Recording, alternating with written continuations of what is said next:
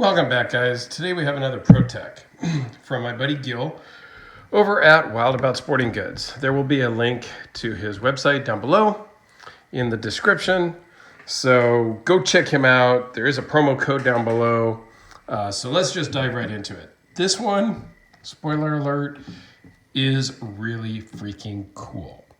Okay? 5¼ inches long, closed. This is an automatic. There is a safety on here, which we'll talk about. This thing absolutely rockets out. It's almost overwhelming and unnecessary and overkill. But, you know, overkill is underrated. So here we go. I could just sit here and fire this thing all day.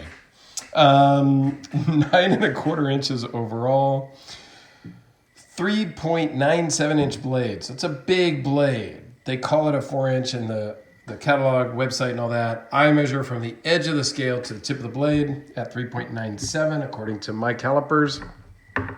Hey, what are you going to do? With a cutting edge of 3.54. This is CPM D2 steel, and they actually mark it that way. And, you know, there are other companies that use D2 steel, and they market it as CPM D2, but everywhere on their websites, everywhere on their blades, it just says D2. I'm not saying they're not using CPM D2. I'm just saying it's 3 extra letters. Might want to put that in some of your literature. All right, anyway, the blade thickness is relatively thin for the size of this knife at 0.125. This weighs in at 5.3 ounces because this is an aluminum handled scales with an overall thickness of 0.516 minus the clip. It has a, you know, they call it integral backspacer. I don't know how they get integral, but there is a backspacer with a skull crusher and a lanyard hole built in. It does have the safety, which, you know, I get. It does 2 things. It keeps it from firing, and then it does keep it from unlocking when it engages. Maybe this one doesn't. It's the other model. So we'll just kind of walk around the blade here. Really nice grind. I love the black coated blades. I want to love this knife. And I do love this knife. And I've been debating on whether I'm going to send this one back or just buy it. I think I'm going to send it back because it is aluminum scales and I don't love that. But everything else about it, I love. Absolutely love. They could have done the branding a little different. That CPM D2 could have been tucked away a little bit, maybe back here in the corner. I don't know. That could have been a little bit different, but I'm okay with that. But this thing in the hand feels great. You feel the clip a little bit. You can choke up on it really nicely. It's all around just a fantastic size. This is my size of knife, okay? And we've talked about that before. These are my style and my size.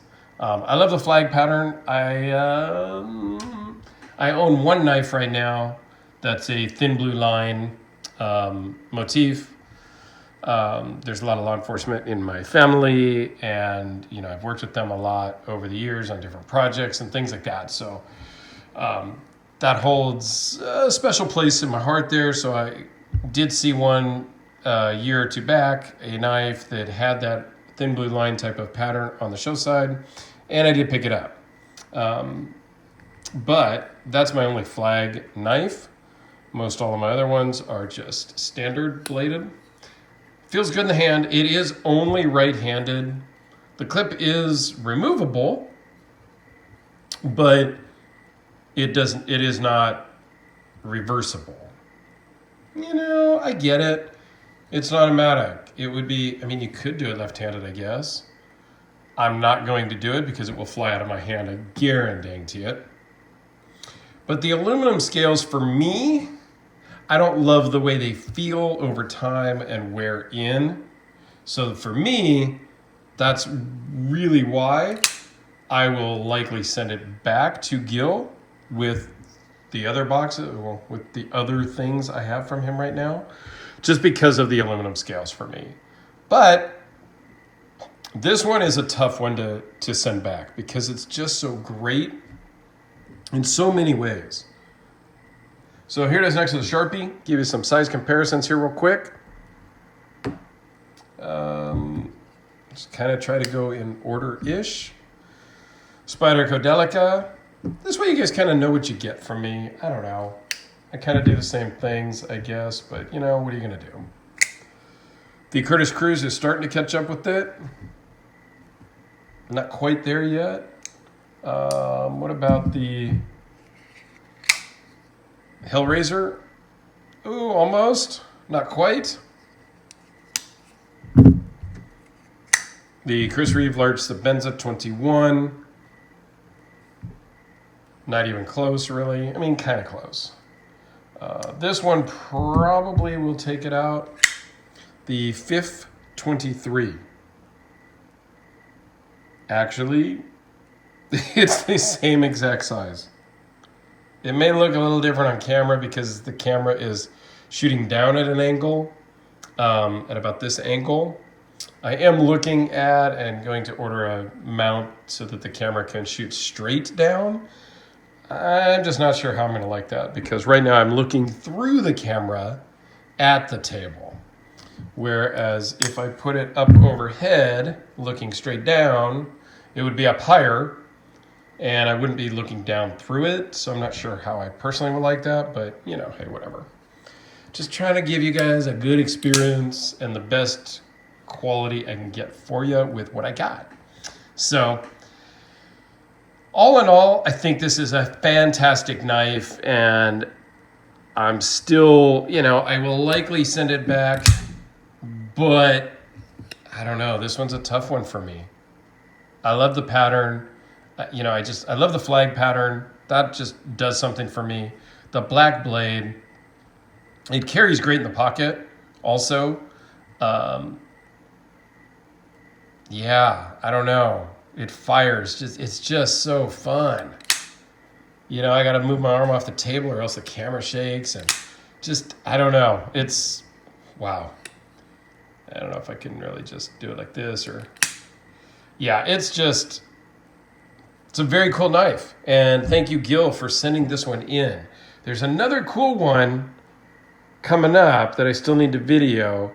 Equally as cool, a little bit smaller, but some crazy stuff on the scales. So I think you guys might like that one. So stay tuned because that's coming up here in another day or two. Just trying to bust out through all these as we go. All right. Thanks, guys. I greatly appreciate you watching. Comment, like, subscribe, all that stuff. And tell your friends as I'm trying to grow the channel. You know, keep coming back and keep sharing with your friends. All right. Thanks, guys. Have a great day. We'll see you in the next one.